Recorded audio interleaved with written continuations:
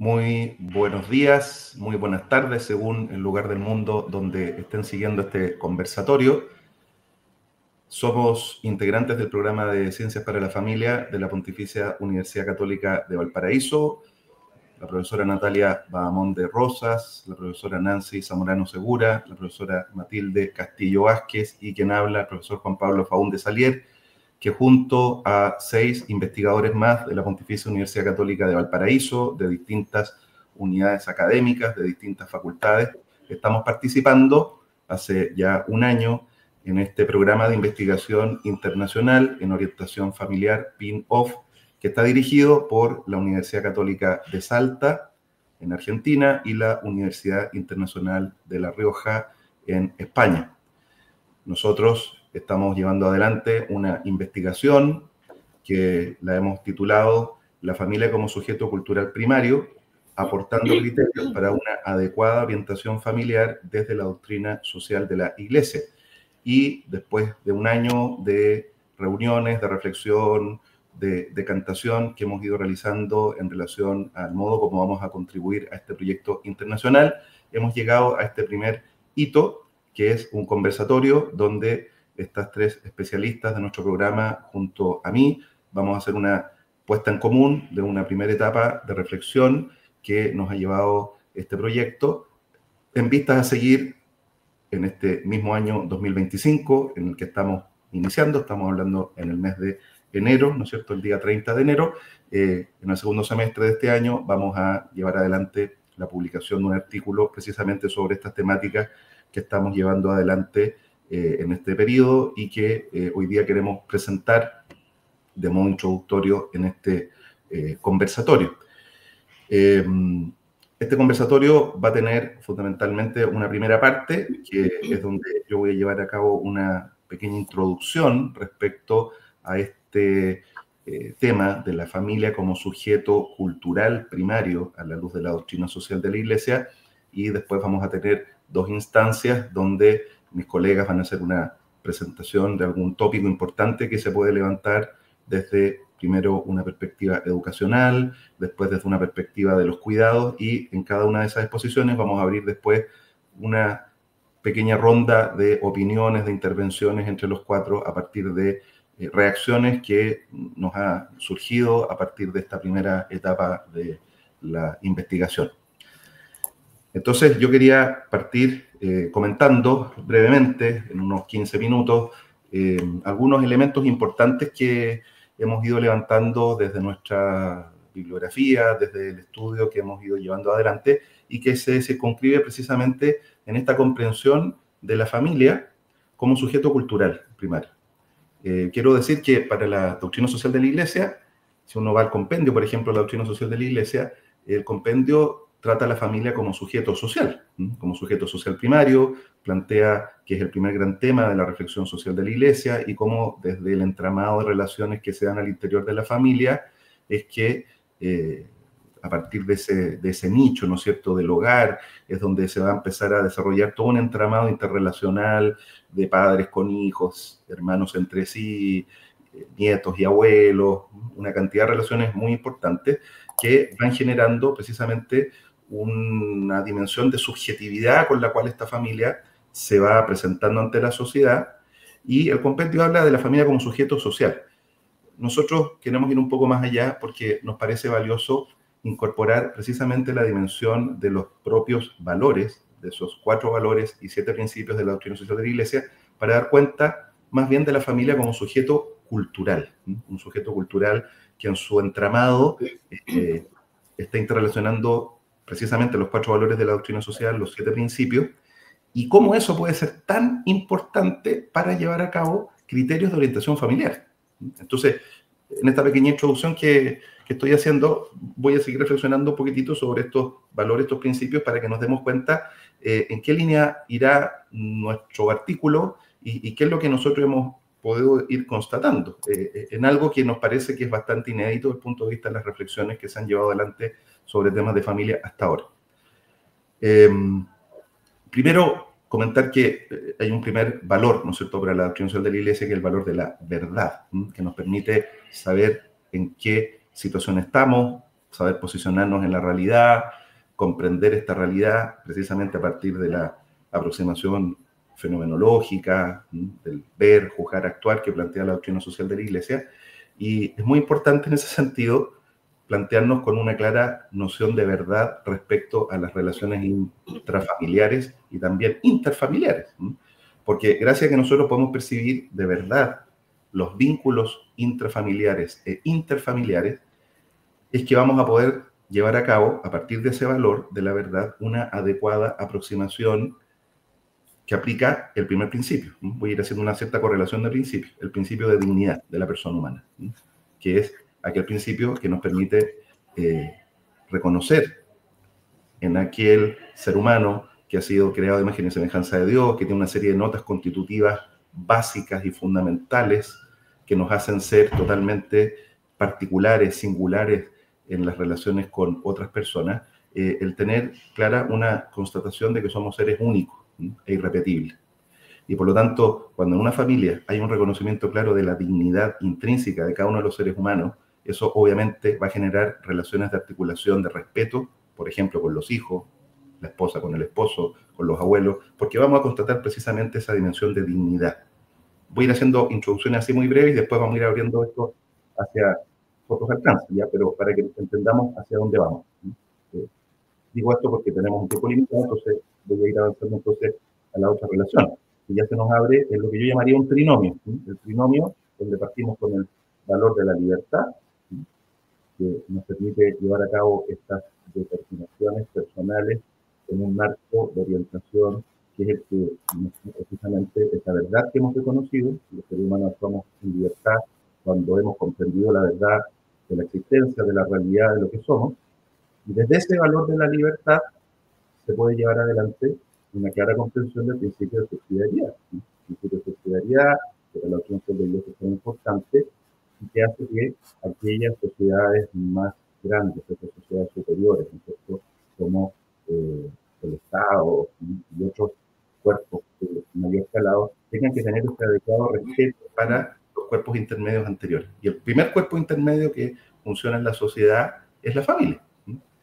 Por eso la subsidiariedad es tan importante respecto al rol de la familia. Y entonces, eso lo podríamos ver desde una dimensión, desde dentro de la familia hacia el ámbito del Estado. Pero también lo podemos ver en la dimensión de la subsidiariedad intrafamiliar. Porque de alguna manera, por ejemplo, yo como padre de familia, debo tener un respeto y ahí aplicar una subsidiariedad en sentido negativo para dejar que mis hijos progresivamente vayan descubriendo a través de sus inclinaciones, de sus vocaciones, de sus intereses, hacia dónde se pueden orientar desde el punto de vista de sus deseos, de sus motivaciones, de sus proyecciones de vida, con lo cual vamos haciendo un ejercicio claro de la subsidiariedad. Y esa subsidiariedad se puede compatibilizar también con un tercer principio, que es el principio de participación. Muy importante en un contexto familiar, a medida que se va desarrollando la madurez de los hijos, a medida que los cónyuges van interrelacionando en sus vínculos, o que si hay participación de abuelos, participación de otras personas que están formando parte también de ese consorcio que constituye la familia, el que puedan tener un adecuado grado de participación, ¿no es cierto? Porque la familia no es un ámbito dictatorial, no es un ámbito donde se imponen criterios así nomás, sino que precisamente tiene que pasar por una dimensión deliberativa, porque estamos tratando de reconocer lo que hemos dicho ya, la dignidad de la persona humana. Entonces, la dignidad requiere orientarnos subsidiariamente para que haya una adecuada participación. Hay un tercer valor que también hemos ido descubriendo en nuestras investigaciones, que es muy aplicable al ámbito familiar y que va a dar claros criterios de orientación familiar, que es la justicia, ¿no es cierto? Ese valor que nos permite dar a cada cual lo que le corresponde.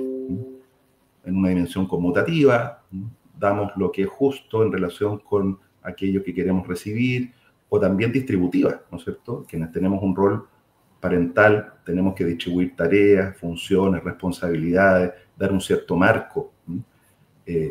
Digo en ese sentido, entre paréntesis, en muchos ámbitos de entrevistas que nos ha tocado desarrollar, al menos yo personalmente, he constatado de que muchas veces hay un gran anhelo o una especie de tristeza, ¿no? Cuando un niño, una niña que por ejemplo ha caído en la droga, que ha caído en situaciones donde su vida se ha descontrolado, esa carencia y esa solicitud tardía de por qué en mi contexto familiar no se me pusieron límites.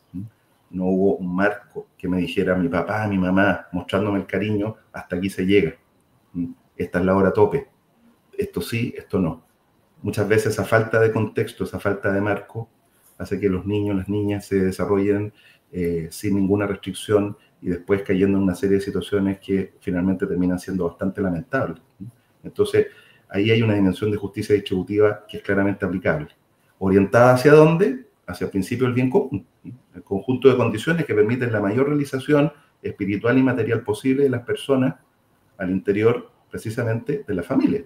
El bien común familiar es una cuestión importantísima para cultivar, porque es una cosa que hoy día cuesta comprender, ¿no es cierto?, con esta tendencia que tenemos a la individualidad a través de las pantallas, a través del teléfono, pero tener presente de que es un conjunto de personas que están moviéndose en un contexto de un marco que debiera permitir la mayor realización espiritual y material posible de esa familia, de esa sociedad común, de ese sujeto cultural primario. Y entonces la comprensión del bien común familiar es una cosa que si se comprende al interior de la familia, va a ser muy clara la comprensión del bien común social que se proyecta después hacia afuera. Cuando yo comprendo un bien común familiar, voy a tener luces para entender el bien común social. Y voy a entender por qué no es adecuado que yo esté destruyendo el alumbrado público, por qué tengo que respetar a una persona que va cruzando la calle, por qué no tengo que tirar la basura donde no corresponde, por qué tendría que llevar el carrito del supermercado de vuelta cuando he ido a hacer una compra. Todo eso son tipos de acciones que si no las hemos internalizado en la familia, que es ese nicho cultural donde se hace ecología cultural primaria, donde aprendemos los hábitos, donde aprendemos precisamente estos valores, es difícil que después podamos proyectar esas costumbres, ¿no es cierto?, esos hábitos adquiridos a nivel social.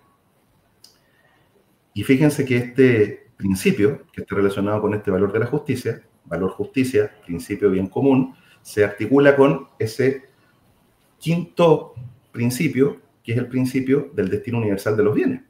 Porque el que precisamente aprende en familia a trabajar en justicia, comprende el bien común, entiende en qué consiste el destino universal de los bienes. Los bienes no son solamente para mí, sino que yo soy un depositario, alguien que ha recibido gratuitamente el bien de la vida, el bien de la familia, el bien de la educación, el bien de la sociedad, etcétera. ¿Para qué? Para que esté como sujeto al servicio de un destino universal que me permite una redistribución de esos elementos. Yo siempre comento con mis alumnos en Doctrina Social de la Iglesia la legitimidad del cobro de impuestos. Y digo, si entendiéramos los principios de la Doctrina Social de la Iglesia, probablemente pagaríamos los impuestos con mucha más alegría, porque nos daríamos cuenta que estamos contribuyendo al destino universal de los bienes. Tengo la posibilidad de disponer de tales recursos y con eso se va a distribuir para que esa persona que tiene carencia pueda acceder al hospital, pueda tener locomoción, etc. Entonces, es muy importante dentro de la familia también trabajar en la formación y en la enseñanza de estos principios, en este tercer nivel que estamos mencionando. Y en la última línea podríamos hablar de la relación entre el valor caridad, que, como ha dicho el Papa Benedicto, ¿no es cierto?, es la viga maestra de la doctrina social de la Iglesia, es el valor fundamental. Desde la caridad se entienden todos los otros valores, porque la justicia nos hace dar a cada cual lo que le corresponde, pero la caridad es el valor que nos permite ir más allá, ¿no es cierto?, más allá, en una dimensión de la caritas, precisamente de la donación, de la entrega, que es una cuestión que en la familia es esencial. Si las relaciones en familia fueran de mera justicia, imaginémonos lo que se significaría, ¿no es cierto? ¿Cuántas veces los padres tenemos que donarnos en las noches, levantándonos a cambiar pañales, a atender a un hijo que está con temor? ¿Cuántas veces los hermanos tienen que respetarse el uno al otro e ir más allá, ¿no es cierto? Tolerar que me tocó el puesto que no quería en el auto, o finalmente no llegué al lugar donde fueron mis hermanos. Si la dimensión de la caridad no se articula en la vida familiar, sencillamente la vida familiar se hace muy dura, muy opaca, y por lo tanto es un valor que también tiene que ser especialmente cultivado.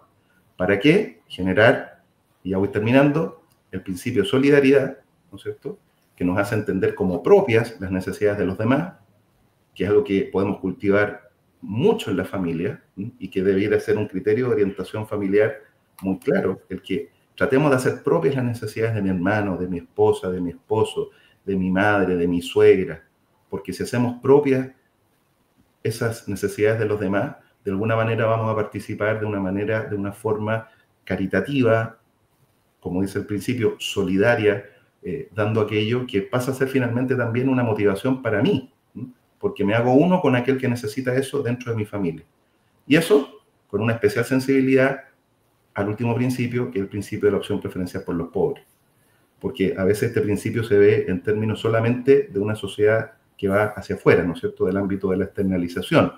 Pero muchas veces, en nuestros propios contextos familiares, tendríamos que ir descubriendo que efectivamente nosotros tenemos también pobreza. La pobreza que puedo tener yo hoy día, por ejemplo, ante una situación emocional que me puede estar afectando y para la cual la cónyuge, la pareja ayuda, motiva, o la pobreza en la que puede estar un hijo que ha tenido un rechazo en su relación amorosa y hay que apoyarlo, o la pobreza que puede tener un hijo o una hija ante una situación de dificultad en los estudios, ¿no es cierto?, donde los hermanos podrán ayudar, los padres podremos ayudar. Entonces, también es muy factible desarrollar el principio de opción preferencial por los pobres dentro de nuestra familia. Bueno, con esto, en síntesis, he querido de alguna manera graficar que cuando estamos hablando de un sujeto cultural primario como la familia, a partir precisamente de este fantástico engranaje que son los valores y principios de la doctrina social de la Iglesia, podemos ver una cantidad de proyecciones formidables que se pueden dar en el contexto del trabajo con la familia, de las orientaciones familiares que podemos suscitar también para el trabajo que se puede hacer de la familia y también para la proyección de políticas públicas y otro tipo de tareas que podemos hacer en el contexto social para fomentar precisamente este trabajo intra e interfamiliar. Entonces, con esta introducción, quiero que pasemos ahora a un diálogo, ¿no es cierto?, dejar abiertos 10 minutos de diálogo para que podamos interactuar, ¿no es cierto?, junto a mis colegas de nuestro programa de Ciencias para la Familia a partir de este tema de valores y principios, y después seguiremos en una segunda parte donde la profesora Nancy Zamorano nos va a llevar a una relación entre educación, neurociencias y familia, a la luz también de lo que podría ser esta comprensión de la familia como sujeto cultural primario. Así que, colegas, abrimos el micrófono, les dejo por si quieren hacer alguna interacción, plantearnos entre nosotros alguna pregunta, dejar libre este tiempo para el diálogo. Matilde. Parto, ya. Puede ser pensar en lo que, de todos estos valores, lo que has mencionado, a la familia como un lugar de transmisión de estos 4 valores que tú mencionas, ¿no es cierto? Siendo los padres los responsables de ello, de esa transmisión de los valores al interior de la familia. Porque se constituye en cualquier organización, y quiero ahí llevar un poquito esto a entender la familia y también cada integrante de ella y cada otro sistema que interactúa con la familia, una configuración bastante compleja. La familia se constituiría, en este caso, la base de todas las organizaciones y el Estado también, ¿no es cierto?, en distintos niveles jerárquicos que interactúan. Son organizaciones intermedias que hacen participar subsidiariamente al servicio del núcleo familiar, o sea, estos otros niveles que se dan. Podría darse, ¿no es cierto?, la familia como una instancia de soporte a la consolidación social, pero también podría ser su definitivo derrumbe. O sea, es bastante complejo, no es tan fácil pensar de que siempre vamos a tener todas las familias, digamos, en esta instancia de soporte y consolidación social. Y pensando un poco en eso y mirándolo desde un punto de vista de la teoría de sistema, podemos pensar, bueno, desde la vida organizada con muchas instituciones de distintas clases, unas pequeñas, otras más grandes, otras más chicas, y cada vez se vuelve más compleja, partiendo por el hombre, que es una entidad compleja, las interacciones que se dan en el interior de la familia, de los distintos miembros de la familia, hace que también la familia sea un sistema complejo. Pero eso no significa que no tenga ciertas propiedades, características en la familia y otras organizaciones también, esta capacidad de organizarse, de mantenerse organizada, incluso frente a los cambios y fuerzas del medio o del entorno en el cual interactúa. Pensemos un poco en la pandemia, que fue una instancia de que, claro, ahí hubo muchas interrupciones, por así decir, las interacciones, que podíamos haber pensado, y bueno, y pasó también, ¿no es cierto?, que en algún minuto se perdió estabilidad, había mucha variabilidad, esta interacción con el medio afectó a los distintos integrantes de la familia de distintas maneras, pero tenemos cierta seguridad, por así decirlo, que sí los sistemas, la familia, otras organizaciones, tienen esta capacidad de organización para lograr estabilidad, aunque tengamos estos distintos estímulos externos, ¿ya?, que hacen que entonces uno pudiera pensar que se pierde la estabilidad. Y en esta misma línea, entender, creo yo, para mi gusto, que yo entiendo al menos cuando hablo de sujeto cultural primario, me viene a la mente qué entiendo por cultura, ¿ya? Claro está, estos 4 valores que mencionabas tú, Juan Pablo, pero son compartidas, aprendidas por los miembros de la familia, donde los padres, como decía, son los principales transmisores de eso, con estas características y estos principios, ¿no es cierto?, de participación, por ejemplo, que tú decías, en toma de decisiones también, pero sirven estos valores, ciertas suposiciones básicas que se entienden al interior de la familia, como valores que operan suficientemente bien para ser enseñados incluso a nuevos integrantes de la familia. Puede la familia extendida de algún minuto tener que reunirse y si percibimos y pensamos y sentimos nuestros aspectos en la vida diaria desde estos valores, supuestos, aprendidos, nos hace de alguna manera dar un significado a lo que ocurre, me permite hacer la vida más predecible. Y eso, desde el punto de vista de los sistemas y de las organizaciones humanas, ayuda a reducir la ansiedad. Increíblemente, el entender que este es el patrón, esto es lo que ni siquiera pregunto por qué funciona así. Hace 50 años atrás, todos los integrantes de la familia, la sociedad civil, transmitía esto de forma natural y social, de cómo vivir en familia. Pero de alguna manera también esto hace que, si bien es cierto, daba significado, reducía la ansiedad, estamos en un momento, creo yo, en que ya partió a fines del siglo pasado, se ha modificado y los cambios sociales se han acelerado progresivamente.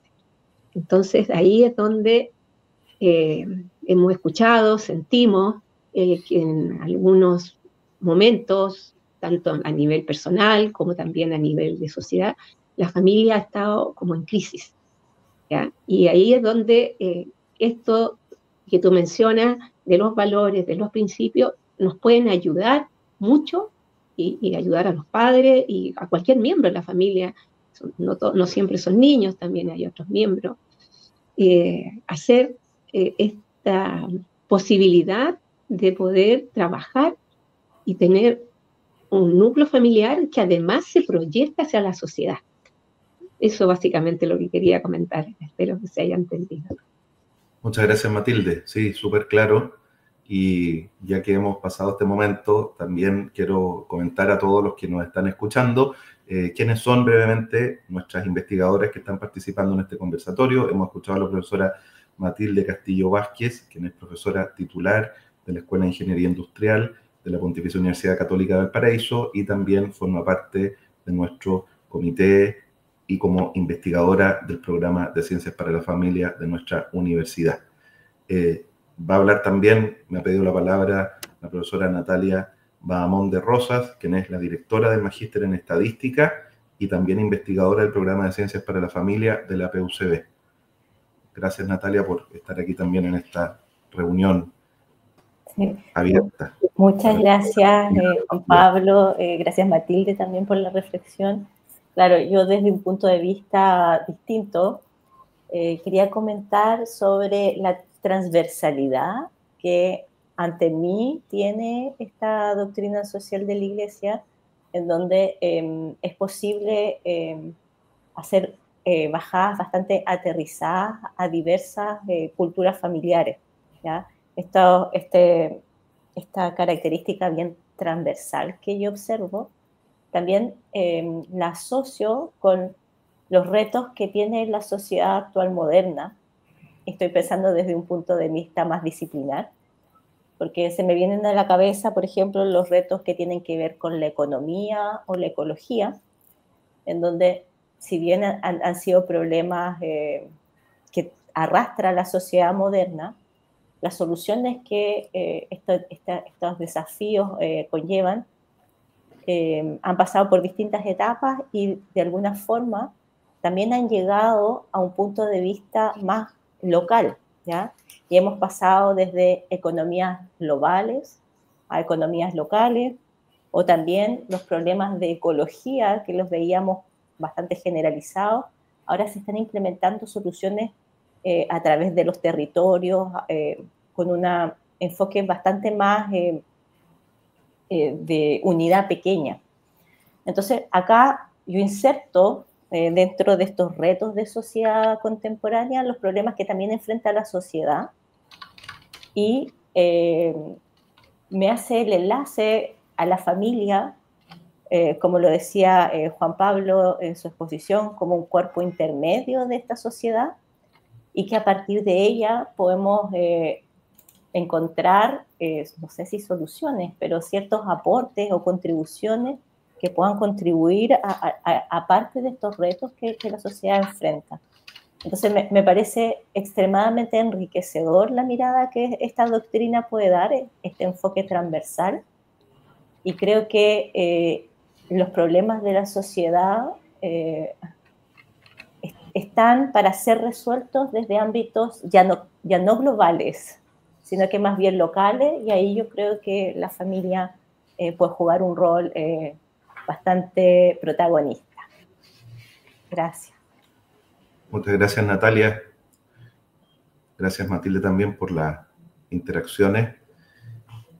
Y decíamos que después de esta primera instancia, ¿no es cierto?, donde hemos presentado este plano general de los valores, los principios de la doctrina social de la Iglesia, que como se trabajan dentro de esta disciplina, pueden ser orientadas en muchas dimensiones, ¿no es cierto? Muchas dimensiones, precisamente desde la familia, y nosotros estamos haciendo el esfuerzo para ver cómo insertar esa reflexión de valores y principios que se proyecte, además, intencionalmente para iluminar criterios de la orientación familiar.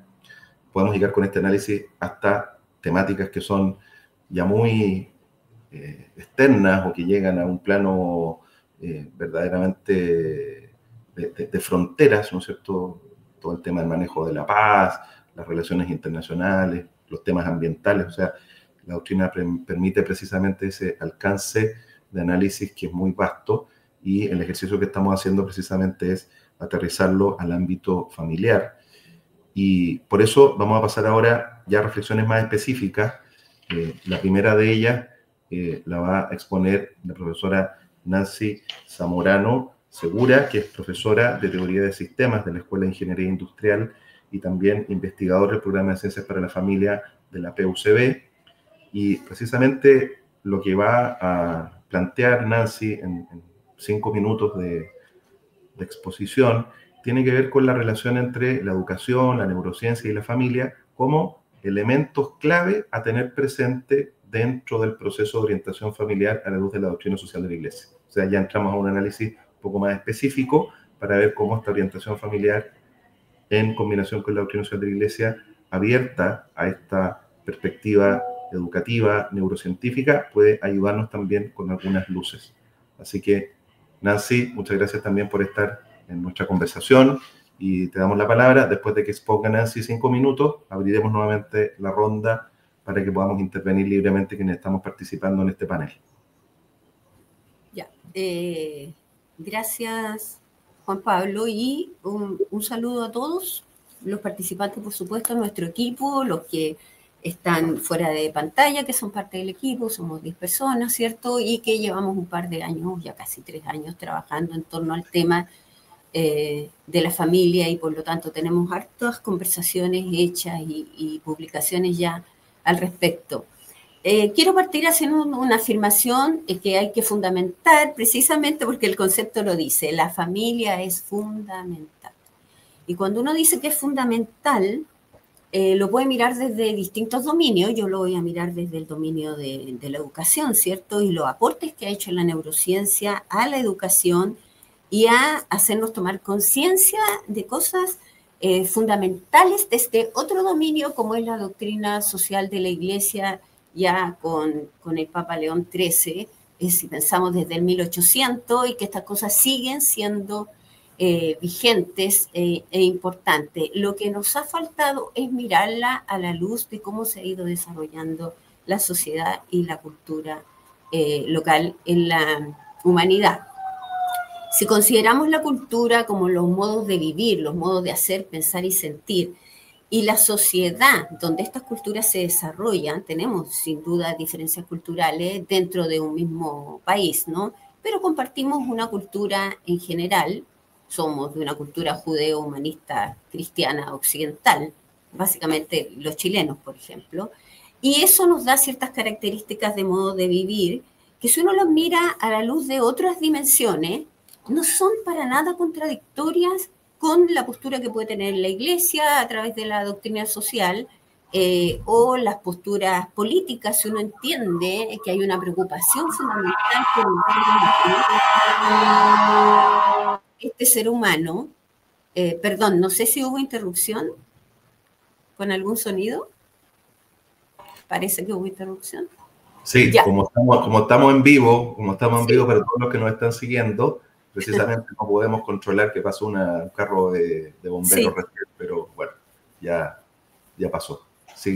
Ya pasó. Entonces, cómo estos distintos dominios desde donde abarcamos la mirada a la familia, y que lo hemos hecho en estos años de trabajo como equipo investigador, a la luz de este programa de Ciencias para la Familia de la PUCB, nos damos cuenta que estos dominios son complementarios, y por eso este equipo es diverso.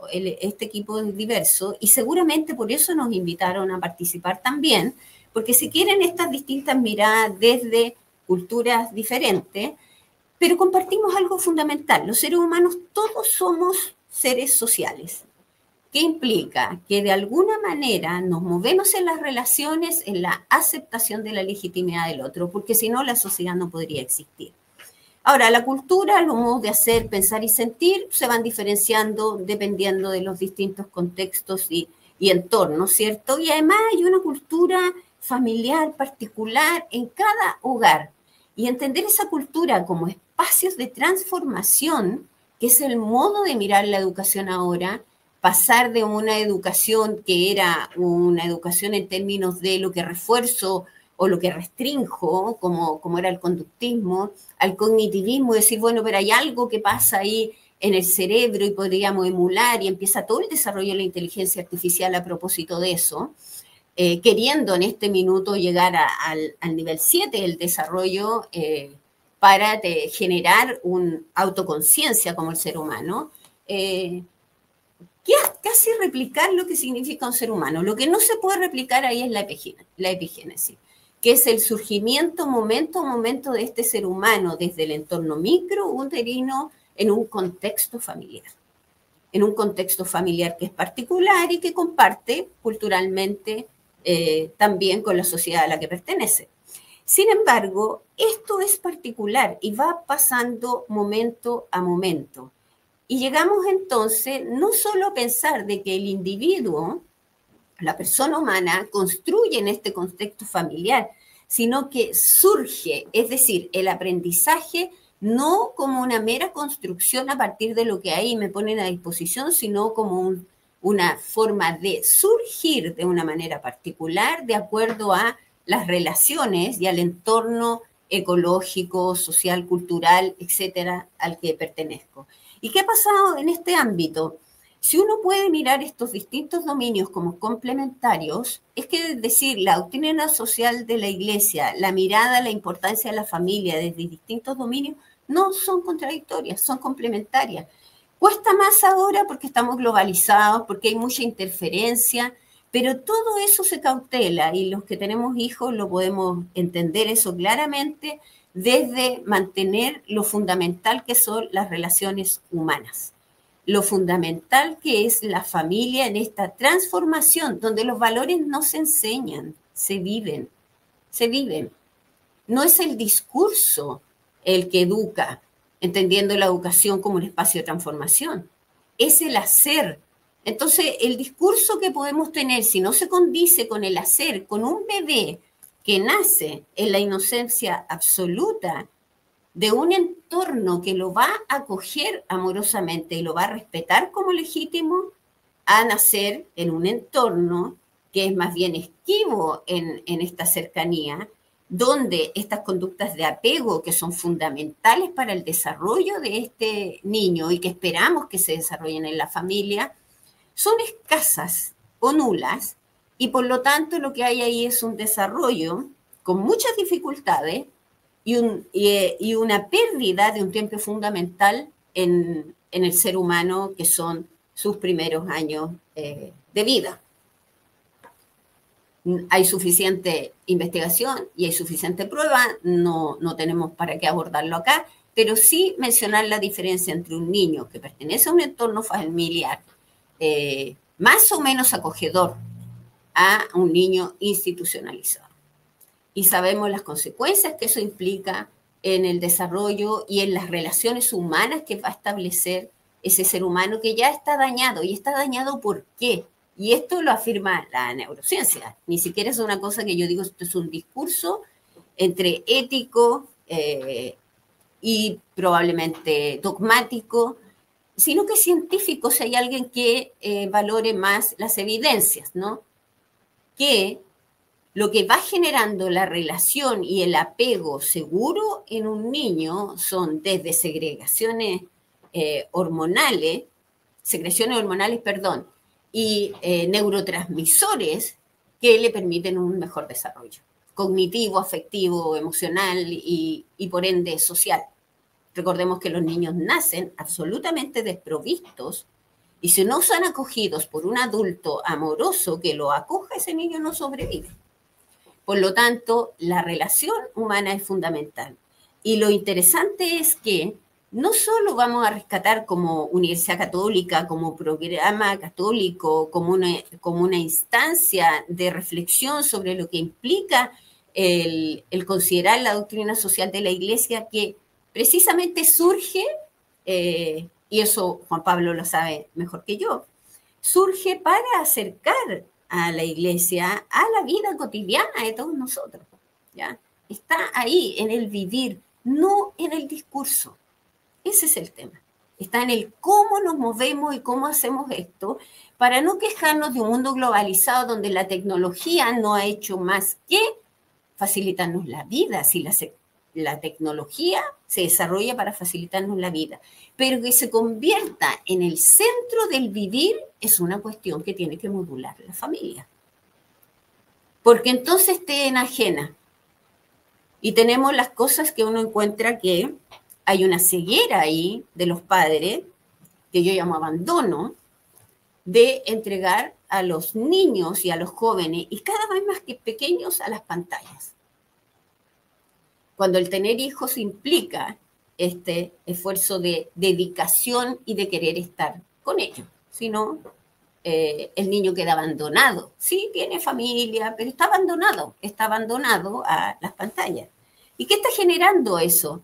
Está generando un modo de vivir en el que él puede, sin duda, no necesitar mayormente este contacto porque se ve precisamente gatillado con las endorfinas y todo lo que eso produce, la dopamina, a través de estimularse en estos encuentros virtuales, que insisto, son fantásticos, pero no pueden ser el centro del vivir.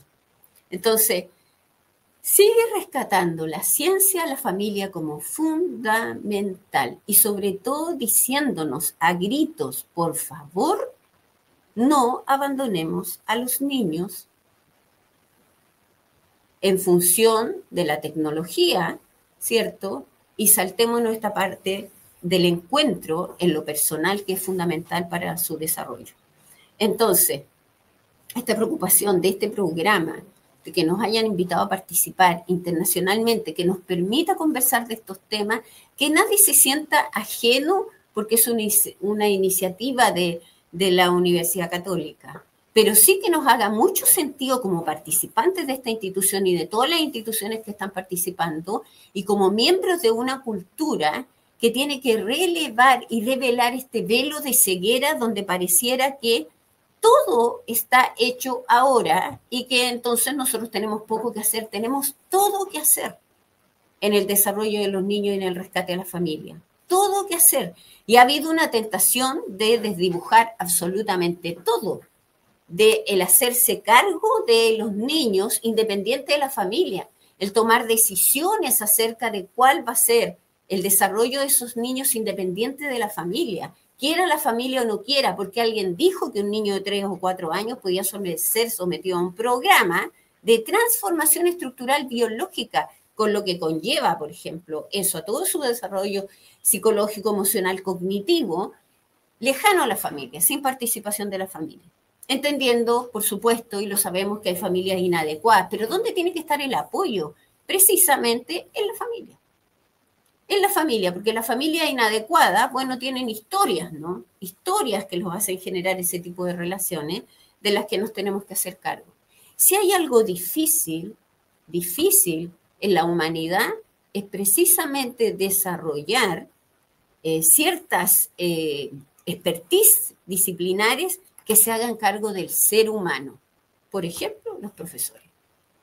Fundamentales, porque a veces el espacio de legitimidad que el niño no encuentra en su hogar, lo encuentra en la institución educativa. Que puede ser la escuela, que puede ser la universidad, en donde uno se sigue transformando. Pero lo que no hagamos precozmente con los niños, a la luz de nuestro interés por la persona humana y por la familia en este caso, que es un trabajo fundamental para este equipo de investigadores ya. Bueno, si no lo hacemos desde ahí, ¿desde dónde lo hacemos? Es el alcance que tenemos, la familia y la escuela. Como profesora, sin duda, pongo toda mi energía en que tiene que ser la escuela, no solo para hacerse cargo de este ser humano en particular, sino de esa familia que es fundamental para ese ser humano, porque bien lo dijo Juan Pablo en algún minuto, y hay investigaciones al respecto, ¿no? De cómo el grito desesperado de ayuda que pide ese joven o adolescente que ha delinquido y que siente que lo que le faltó es contención, un marco que lo acogiera y que le mostrara que era válido lo que él hacía en este aspecto, en este ámbito. ¿Qué cosas son válidas, qué cosas son legítimas y cuáles no? Y esas se logran fundamentalmente en la familia. Y si no tenemos eso, tenemos mucho más trabajo y además eso implica el desafío que es para la institución educativa, incluyendo a las universidades, en términos de cómo acoge a este ser humano, que es un ser humano emocional, social, amoroso, que lo único que quiere es ser visto y respetado. Y con eso potenciamos su desarrollo. Hasta ahí, Juan Pablo, yo creo que ahora podemos conversar un ratito. Muchas gracias, Nancy.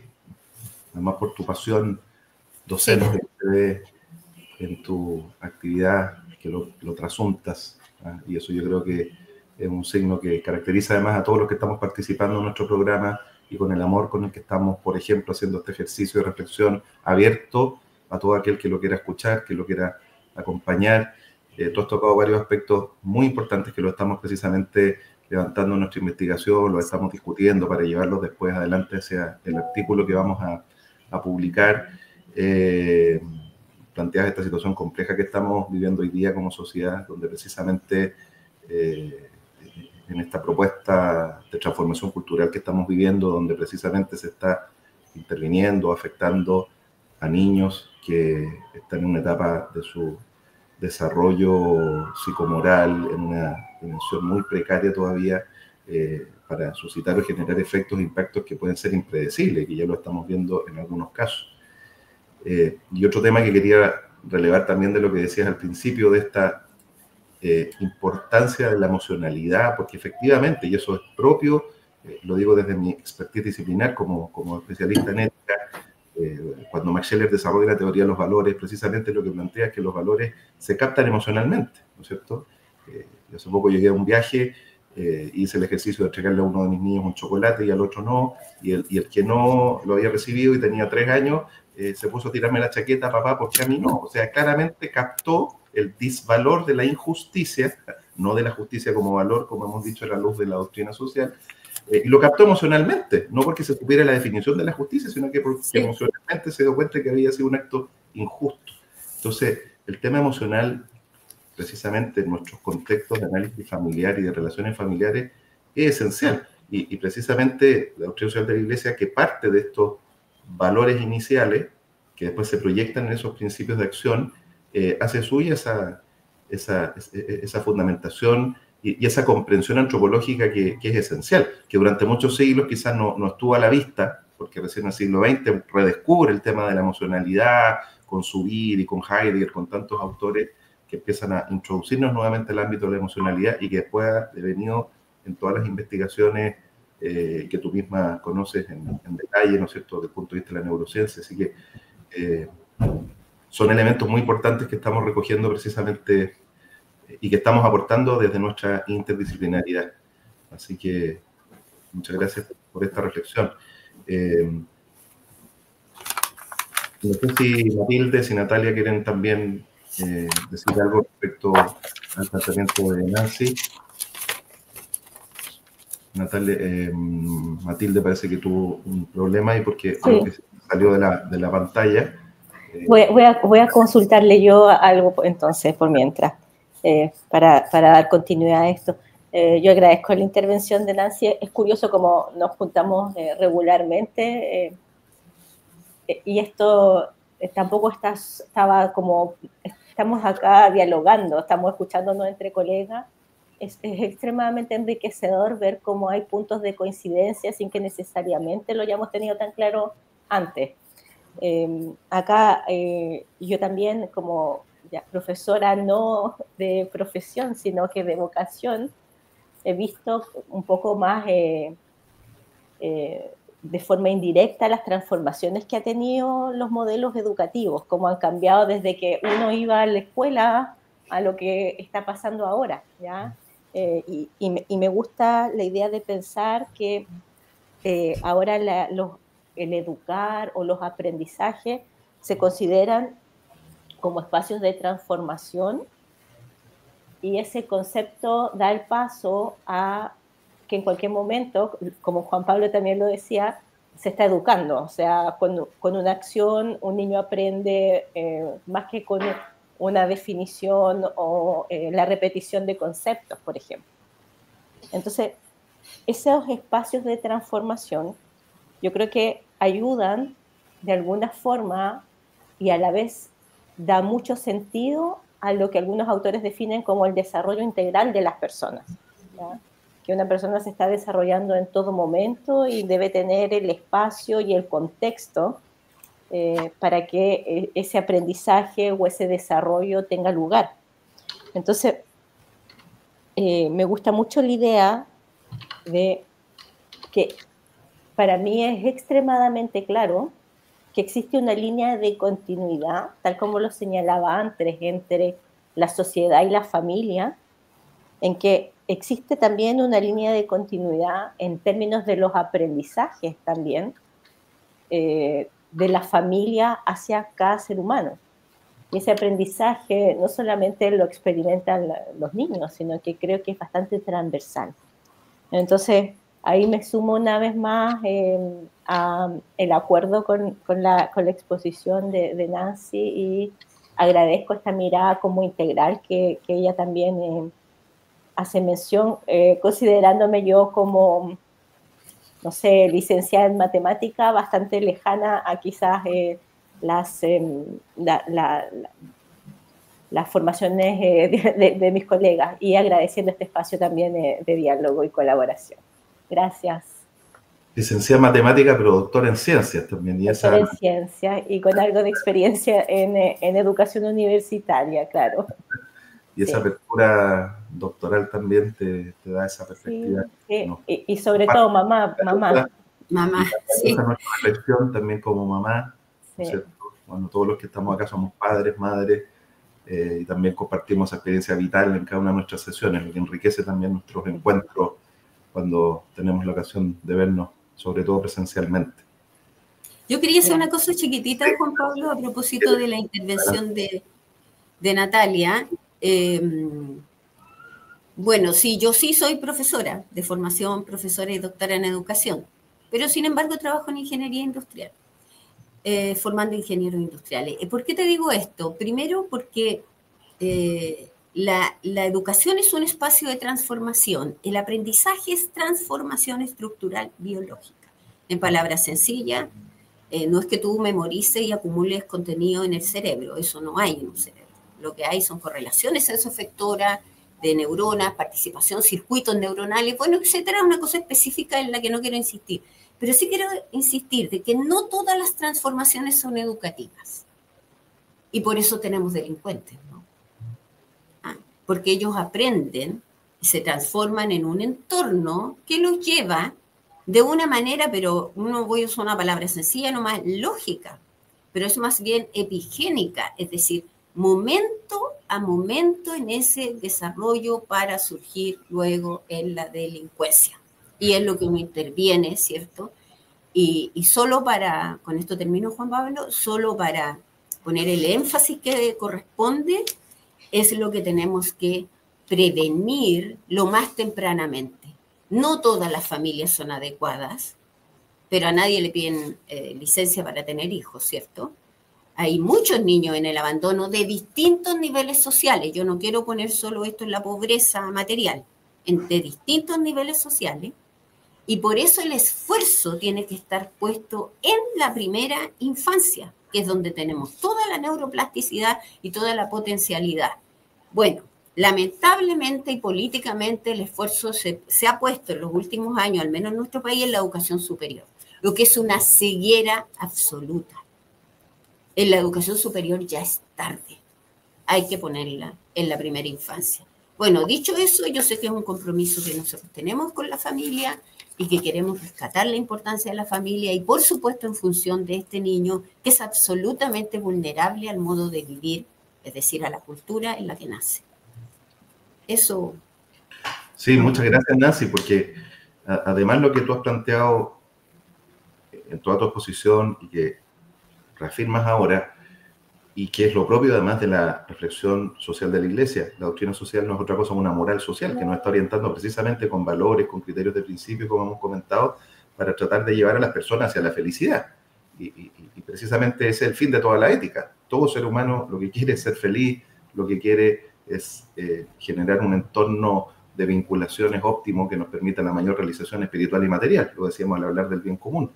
Entonces, precisamente nuestra reflexión, como se está marcando dentro de un proyecto que nos lleva hacia la orientación familiar, ahí vemos la importancia de esta reflexión que vamos a hacer y el aporte de este artículo en que seguiremos trabajando, porque precisamente dar una fundamentación de valores y de principios desde una disciplina como la doctrina social, que ha dicho Natalia, es transversal y que nos permite no solo dialogar con aquellos que están dentro de la Iglesia, sino que con toda persona de buena voluntad, como lo dice el encabezado de todos los textos del Magisterio Social de los Romanos Pontífices, dirigido a todas las personas de buena voluntad que quieran escuchar estas reflexiones y que les puedan ayudar para su vida en sociedad. Entonces, este es un aporte que está claramente orientado al bien común y que trasciende la esfera de lo que puede ser nuestra reflexión meramente eclesial, y por eso estamos convencidos, y esa es la motivación de nuestro programa y de nuestro proyecto, de que es una contribución a la humanidad en su conjunto. Y el problema que estamos viviendo hoy día es que este tipo de conversaciones, y por eso nos alegra tanto hacerla pública, este tipo de conversaciones no se encuentran en ninguna parte, porque hay intereses políticos que tienen una cierta orientación, otros intereses contrarios que tienen otra, pero detenerse en conversar desde la ciencia, desde la filosofía, desde la teología, desde las distintas disciplinas que nosotros estamos cultivando en nuestro programa, para tratar de comprender en qué consiste el fenómeno de vivir y ser familia, Y todo lo que de ahí se va a desprender es probablemente el acto social más importante que podemos hacer. Y es precisamente lo que hoy día, bajo muchos intereses ideológicos, muchas veces se quiere superar.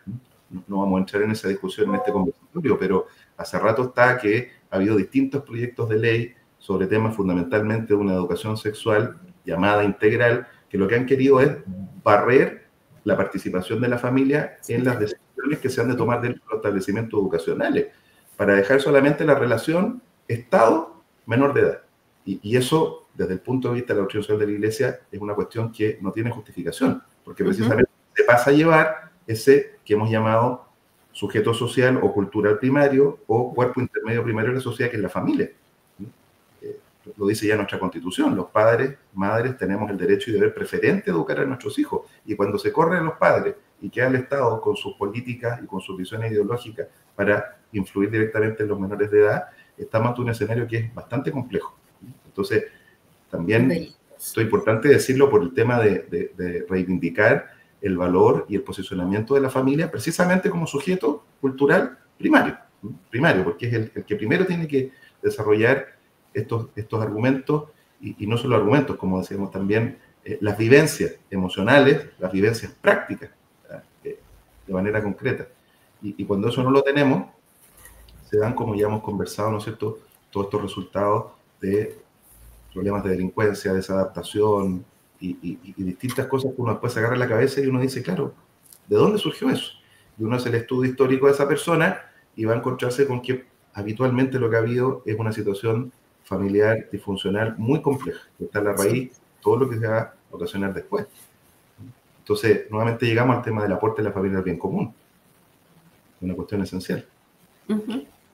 Bueno, nos estamos entusiasmando mucho, veo que nos vamos potenciando con nuestros diálogos y eso me alegra, además porque para todos nuestros seguidores, este es un conversatorio que lo hemos dejado en la más plena libertad académica y de cátedra, para que a partir de nuestra reflexión en común que estamos haciendo, pero tuviéramos hoy día esta instancia para conversar sobre nuestro proyecto con la ventana abierta, podríamos decir, ¿no?, a la sociedad, y para que todos sigan, los que quieran, esta conversación que estamos sosteniendo.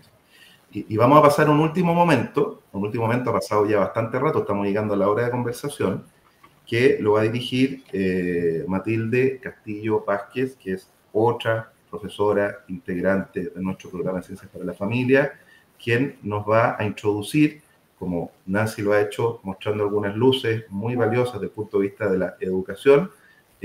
Matilde nos va a introducir en algunas claves desde el punto de vista del cuidado relacional y la familia. Cómo la familia es tan importante hacerse cargo de ese cuidado interpersonal, que no va a tener otro lugar más esencial y fundamental que la misma familia. Así que, Matilde, también, si en 5 minutos nos pudieras introducir para la conversación posterior, y después de eso ya pasaríamos a las conclusiones finales, comentarios finales, y nos despedimos de este conversatorio. Así que, Matilde.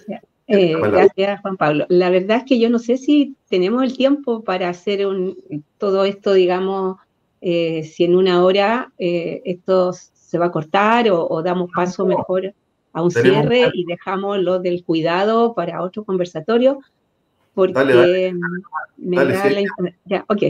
Sí, yo tenía pensado incorporar, ¿no es cierto?, aquí una parte del estudio que hicimos respecto a la familia y la pobreza relacional, que ahora lo queremos mirar desde el bienestar relacional, ver, ¿no es cierto?, cómo en la familia logramos este bienestar con esta perspectiva de la doctrina social de la Iglesia, pensando, ¿no es cierto?, en estos valores, en la verdad, la libertad, tal como tú lo mencionaste, ver la realidad, juzgar y actuar respetando la dignidad, pero en particular centrarme en la justicia y la caridad, ¿no es cierto?, que junto con la justicia entrega algo que va más allá de lo exigible, tanto material y espiritualmente. O sea, no estamos hablando solo de, como tú bien mencionaste, de la espiritualidad. La familia aprende el amor gratuito, la familia aprende el amor social, aprende a ver el dolor social que hay,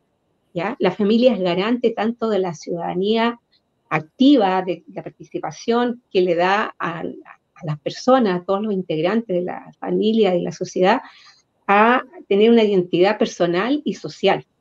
Pero del punto de vista del sujeto de cuidado, la familia, y de reciprocidad, uno entiende, ¿cierto?, que los principios y los valores, en particular la opción preferencial por los pobres, material y espiritualmente, y de la forma que ya se han mencionado, que todo el tema de los cuidados, de las capacidades, del tema de los cuidados paliativos, los cuidados a largo plazo que tenemos que tener, y cómo se organiza socialmente el cuidado, que tiene que ver con una interrelación para poder distribuir el cuidado a través de los 4 actores, la familia, el Estado, el mercado y la sociedad civil, ¿no es cierto? Es necesario esa articulación, pero partiendo de esta base donde se aprenden estos cuidados, ¿ya?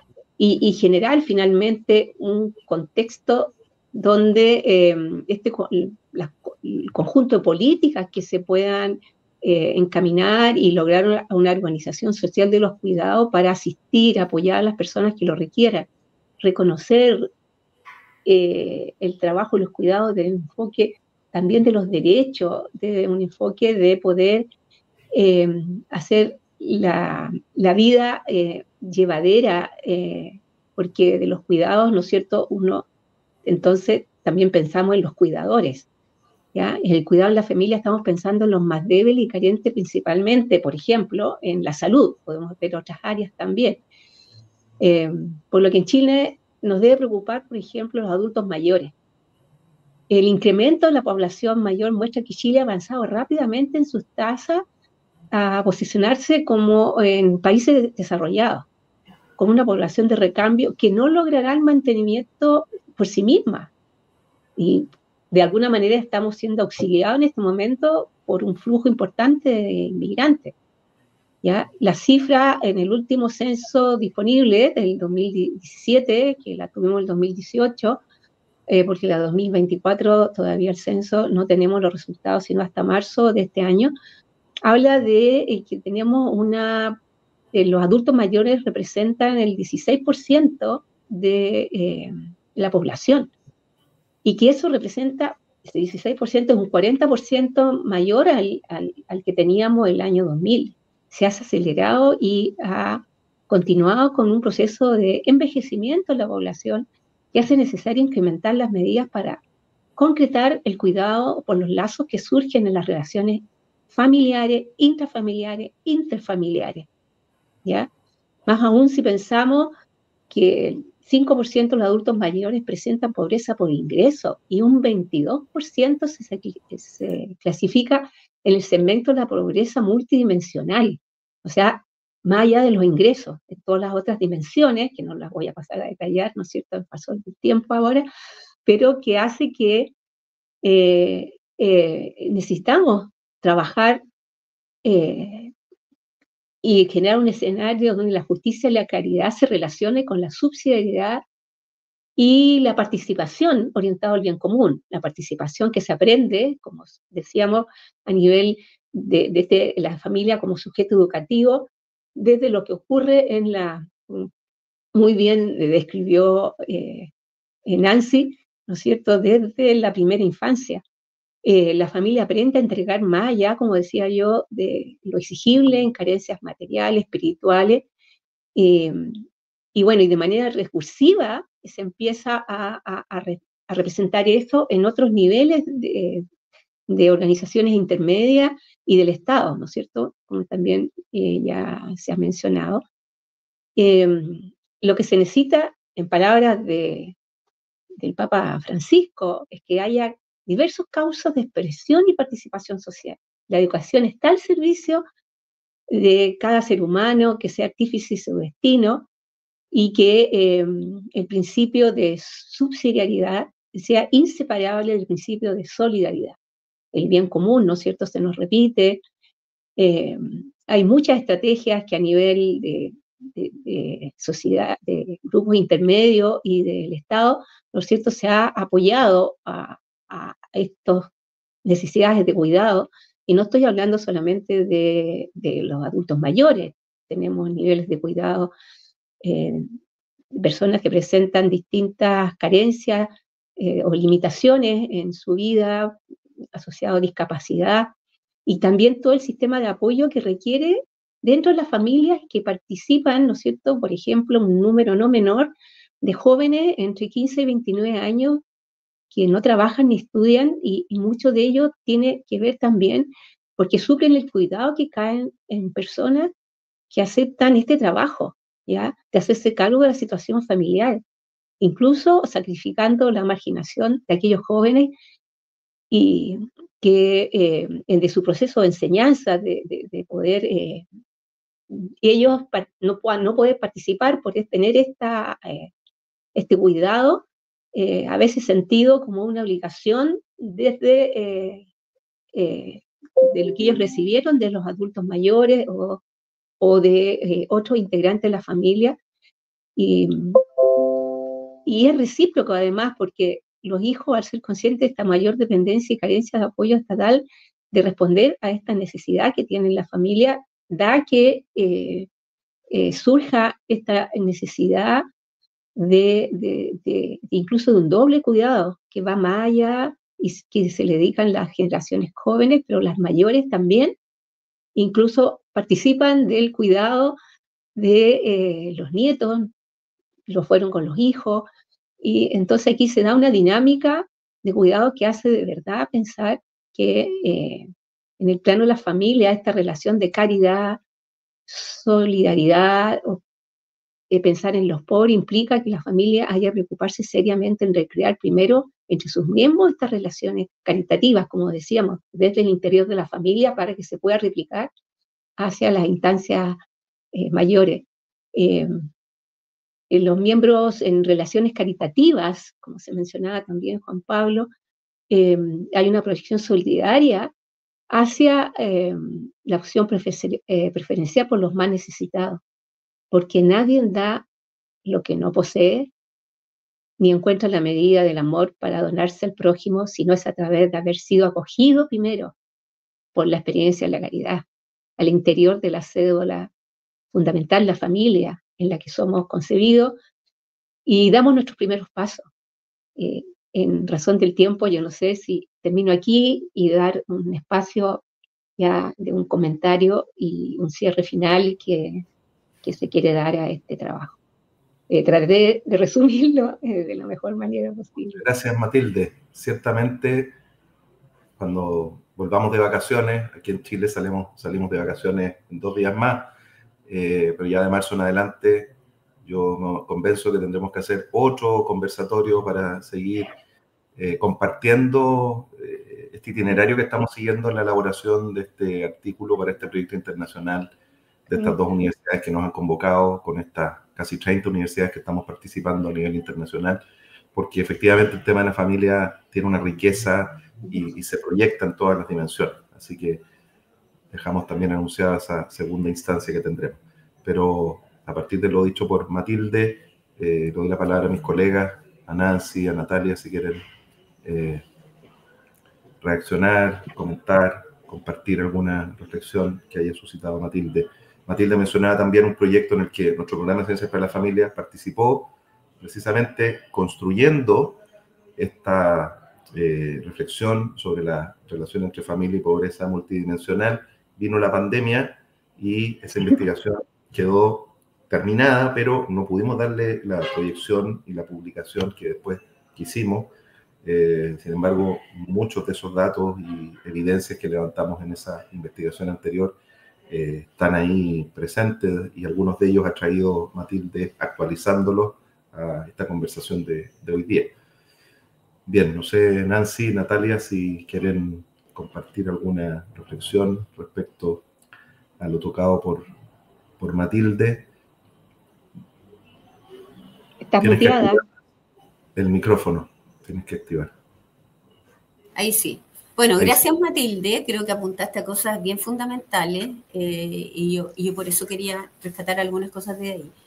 Desde ahí, bueno, el ciclo vital de la familia, ¿no? Y cómo ahora los adultos mayores estamos durando más, ¿no? Y la familia se va a hacer cargo de nosotros o no. quizás nos preocupa porque ya somos abuelas. Entonces, mientras uno es mamá, pero cuando empecé a entender que mis estudiantes podían ser ya mis nietos, me di cuenta que algo estaba cambiando, y que ya habían pasado hartos años. Entonces sí, yo creo que el adulto mayor, sí, un tema. Y lo central de ahí es cómo nos hacemos cargo de esta familia, ¿cierto? Que tienen estos adultos mayores, y de que hay que hacerse, hay que cuidar también de ellos. Entonces, una familia que uno se hace cargo de sus adultos mayores, una cultura donde tienen cabida o no. Sabemos que hay culturas ancestrales que tienen una valoración muy grande de sus adultos mayores. No nos pasa mucho a nosotros, pero eso por un lado. Lo otro, el tema de los cuidadores, ¿no? Que es un tema que se investiga, se estudia y se está trabajando en Chile harto, que a mí me parece también fundamental, porque es parte de lo que pasa en la familia actualmente. Y lo otro son los ninis, que son los adolescentes y jóvenes que ni estudian, que ni trabajan, y que son un gran tema. Entonces, ¿quién acoge? ¿Cuál es su espacio de legitimidad? ¿Cuáles son los caminos que le estamos dando para que ellos desarrollen toda su potencialidad y efectivamente se sientan partícipes y considerados en una sociedad y a veces en un modo de vivir en el cual no encuentran ellos su espacio? Han existido siempre, los hemos estudiado toda la vida, ¿cierto?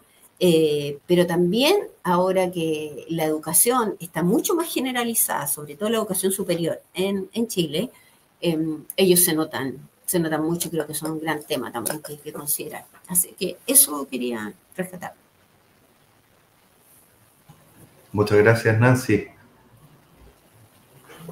Vamos a ir terminando entonces nuestro momento de reflexión compartida y voy a dar la palabra a Natalia, quien va a hacer unas palabras de cierre para ir terminando, y desde ya dejamos abierta la invitación a un segundo conversatorio que haremos durante el curso del primer semestre de este año para seguir comentando cómo avanzamos en nuestra publicación que pretendemos sacar a fines de este año. Natalia, la palabra, y contigo terminamos. Tienes que activar el micrófono.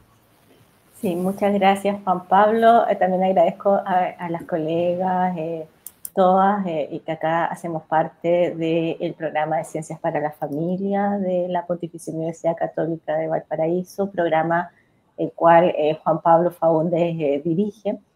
Yo agradezco la instancia de reflexión, creo que ha sido extremadamente productivo para nuestro grupo, como para consolidar un primer hito. Recuerdo que este conversatorio se enmarca dentro del programa de investigación internacional en orientación familiar PINOF, que está dirigido por la Universidad Católica de Salta y la Universidad Internacional de La Rioja, en donde el programa de Ciencias de la Familia de nuestra universidad está inserto. Acá participamos en esta ocasión 4 de los investigadores asociados a este programa. Este programa tiene 10 investigadores y, como lo decía acá Juan Pablo, esperamos continuar con nuestros aportes desde acá, desde Chile, hacia este programa en el marco de este proyecto internacional. Muchas gracias y espero que sigamos en contacto. Chao. Gracias, Natalia. Saludos a todos. Chao.